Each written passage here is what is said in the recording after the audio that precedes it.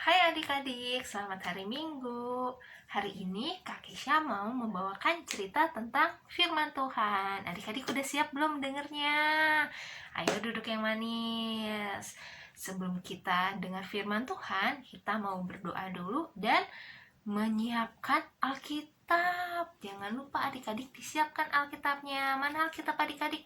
Udah siap belum? Nah, kalau sudah siap, taruh di dekat adik-adik ya. Karena nanti kita akan baca firman Tuhan. Oke adik-adik, sekarang kita mau berdoa. Kita lipat tangan kita. Kita tutup mata kita. Jangan ngintip ya, tutup matanya. Lalu kita tundukkan kepala. Mari kita bersatu dalam doa. Tuhan Yesus, terima kasih kami sudah berkumpul walau secara online, tapi kami sukacita Bapa karena hari ini kami mau memuliakan nama Tuhan dan mendengar cerita firman Tuhan. Tuhan berkati kami supaya kami bisa duduk manis dan kami bisa mendengarkan dengan baik, juga kami mengerti apa yang Tuhan ceritakan. Tuhan terima kasih atas semua kasih dan berkat-Mu. Dalam nama Tuhan Yesus kami berdoa dan mengucap syukur. Amin. Nah adik-adik, bacaan kita hari ini terambil dari Markus 10 ayat 17 sampai 22. Kita siapkan yuk Alkitabnya, kita ambil Alkitab kita buka kitab Markus 10 ayat 17 sampai 22. Nah adik-adik minta bantuan mama papa atau kakak atau om opa yang ada di rumah ya, minta bantu bukain Alkitab dari Markus 10 ayat 17 sampai 22. Oke, kakak bacain ya ayat Alkitabnya untuk kita semua. Markus 10 ayat 17 sampai 22 yang berjudul Orang Kaya Sukar Masuk Kerajaan Allah.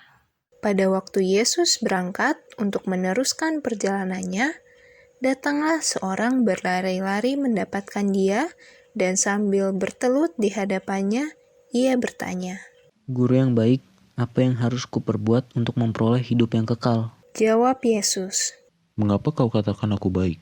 Tak seorang pun yang baik selain daripada Allah saja. Engkau tentu mengetahui segala perintah Allah.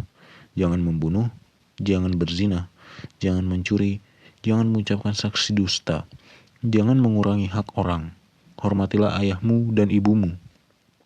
Lalu kata orang itu kepadanya, Guru, semuanya itu telah kuturuti sejak masa mudaku. tetapi Yesus memandang dia dan menaruh kasih kepadanya.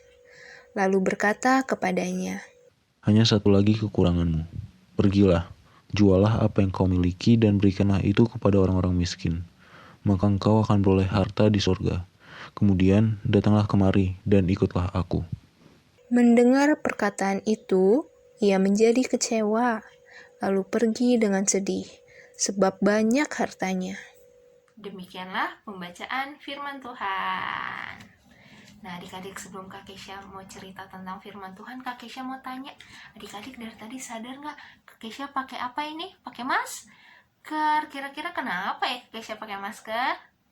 Iya betul, karena adik-adik pasti pernah pakai masker juga kan.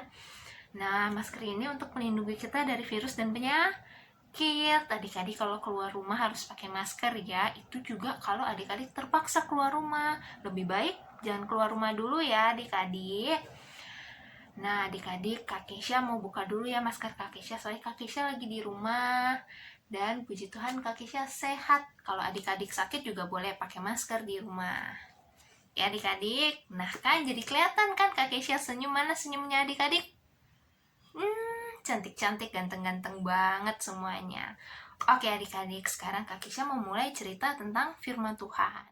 Nah adik-adik, cerita kita minggu ini ada miripnya loh sama cerita kita yang minggu lalu. Adik-adik masih ingat nggak cerita yang minggu lalu tentang apa?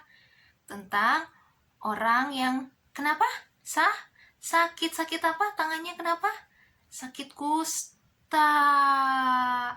Nah orang sakit kusta ini datang ke Tuhan Yesus. Sama juga tadi yang kita baca, ada orang juga yang datang ke Tuhan Yesus. Nah bedanya kalau orang yang di cerita minggu lalu orangnya sakit kusta kan, datang ke Tuhan Yesus minta diapain? dia sembuhin supaya dia sehat. Nah, terus dia sembuh nggak? Sembuh dong, karena Tuhan Yesus kan berkuasa untuk menyembuhkan sakit. Nah, kalau di cerita minggu ini adik-adik, siapa yang datang ke Tuhan Yesus? Orang muda yang ya, nah orang muda ini tanya apa ya ke Tuhan Yesus? Dia tanya, apa yang harus kuperbuat Tuhan untuk mendapat hidup yang kekal? Hidup yang kekal itu apa ya adik-adik? Apa artinya hidup kekal? Hidup kekal itu artinya hidup yang selalu bersama-sama dengan Tuhan Yesus. Dia mau sama-sama terus sama Tuhan Yesus. Contohnya, ya hidup kekal juga nanti saat kita dipanggil Tuhan, kita masuk surga, hidup bersama Tuhan Yesus di surga nanti. Nah adik-adik, dia tanya caranya masuk surga gimana ya Tuhan Yesus. Nah terus Tuhan Yesus bilang kan peraturan-peraturan Tuhan banyak. Terus orang mudanya bilang apa? Dia sudah buat semuanya itu. Wah, dia hebat ya adik-adik ya. Terus Tuhan Yesus bilang, ada satu hal yang kurang kan? Satu halnya apa?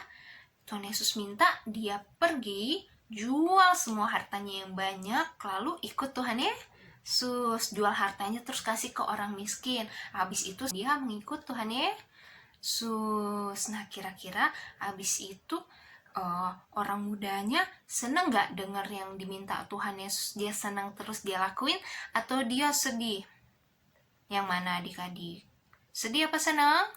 Sedih dia adik-adik, dia kecewa ya. Masa aku harus jual semua harta aku, kan banyak banget. Masa aku jual semua, nanti aku gak punya apa-apa dong. Nah adik-adik, kenapa ya kira-kira Tuhan Yesus minta dia jual semua hartanya? Karena Tuhan Yesus mau Tuhan Yesus nomor 1 di hati orang muda ini. Tuhan Yesus mau dia lebih sayang ke Tuhan Yesus daripada sayang ke hartanya. Nah, tapi karena dia sedih, berarti dia lebih suka sama hartanya adik-adik. Dia nggak fokus ke Tuhan Yesus. Tuhan Yesus bukan nomor 1 di hati orang muda itu.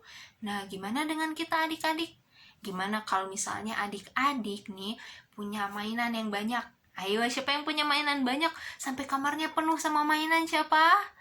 Hah? Wah, banyak nih yang punya mainan. Terus siapa yang punya permen atau snack makanan yang banyak? Siapa yang punya banyak makanan di rumah? Wah, banyak juga yang punya makanan di rumah. Atau misalnya baju bagus. Adik-adik punya baju bagus yang banyak kah di rumah? Wah, ada juga yang punya baju bagus. Wah, berarti adik-adik juga mirip dengan orang kaya ini. Adik-adik punya mainan banyak, baju bagus yang banyak, makanan yang banyak. Nah, kalau misalnya Tuhan Yesus minta adik-adik kasih mainan adik-adik, kasih makanan adik-adik, dan kasih baju-baju adik-adik yang bagus-bagus ke anak-anak yang miskin, adik-adik mau nggak?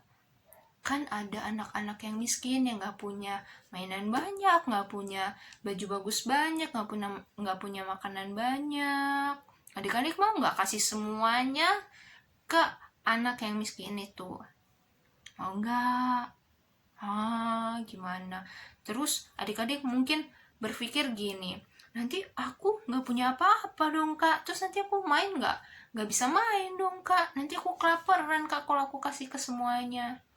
Ayo adik-adik, gak boleh seperti itu, kan adik-adik bisa beli lagi nanti.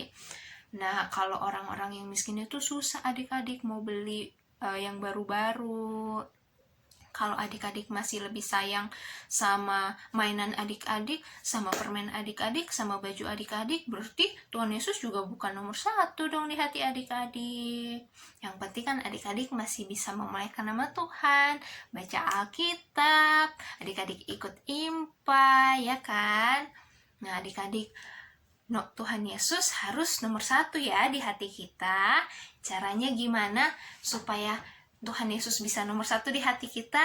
Caranya contohnya gini nih adik-adik. Kakak mau tanya, kalau minggu pagi adik-adik seneng gak mau bangun pagi, cepet-cepet mau mandi, lalu siap-siap langsung impa di minggu pagi? Siapa yang senang? Nah, kalau adik-adik semangat IMPA berarti adik-adik hebat. Berarti Tuhan Yesus nomor 1 di hati adik-adik. Nah, kalau yang males-males, mama aku masih ngantuk, kan bisa entar IMPA-nya. Ya, berarti adik-adik nggak nomor satuin Tuhan Yesus dong di hati adik-adik. Atau mungkin ada adik-adik yang, "Ma, aku nonton kartun dulu dong sebelum IMPA dong. Aku main dulu deh, Ma, sebelum IMPA, Ma. Nanti aja ya IMPA-nya ya." Ayo, siapa yang kayak gitu? Ya bagus ya adik-adik, harus IMPA dulu. Mainnya, nontonnya kan bisa nanti ya. Terus misalnya adik-adik sebelum tidur dan pas bangun tidur pagi-pagi, adik-adik berdoa nggak? Ayo, siapa yang berdoa? Bagus, good job kalau berdoa. Adik-adik harus berdoa. Sebelum tidur, adik-adik berdoa supaya adik-adik mimpi indah dan bisa bangun pagi, supaya juga selalu sehat. Keluarga adik-adik juga sehat. Terus pas adik-adik bangun, adik-adik juga mengucap syukur ke Tuhan Yesus. Terima kasih Tuhan, aku bisa bangun pagi, aku sehat, keluargaku sehat, gitu ya adik-adik ya. Jangan lupa juga dibaca SBAH-nya. Oke adik-adik, baca bareng-bareng sama keluarga adik-adik. Lalu, kalau adik-adik bikin semua itu, adik-adik rajin berdoa, rajin baca SBAH, terus adik-adik suka IMPA, berarti adik-adik menomorsatukan Tuhan Yesus di hati adik-adik. Itu baru good job. Bagus adik-adik. Oke? Jadi kita jangan seperti orang kaya ini. Kita harus menomorsatukan Tuhan Yesus di hati kita. Kalau Tuhan Yesus minta bagikan mainan adik-adik, makanan adik-adik, baju adik-adik, adik-adik mau bagi nggak sekarang? Mau ya, adik-adik kan pasti juga masih punya, jangan semuanya juga dikasih. Adik-adik bagi, yang ini untuk adik-adik bagikan, yang ini untuk adik-adik simpan. Kan adik-adik punya banyak. Nah, adik-adik, demikianlah firman Tuhan hari ini. Sekarang adik-adik, kakak mau kasih tahu aktivitas. Ini dia aktivitasnya.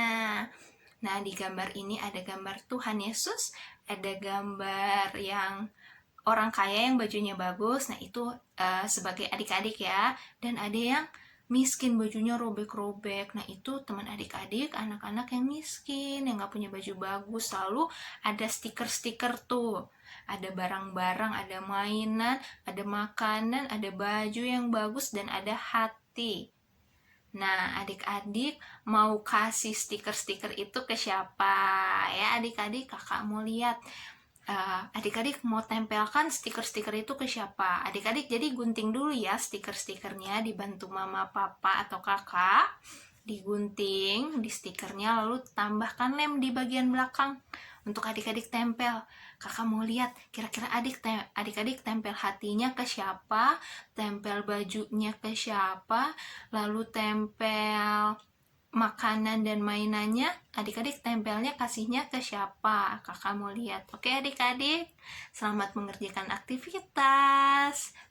Tuhan Yesus memberkati.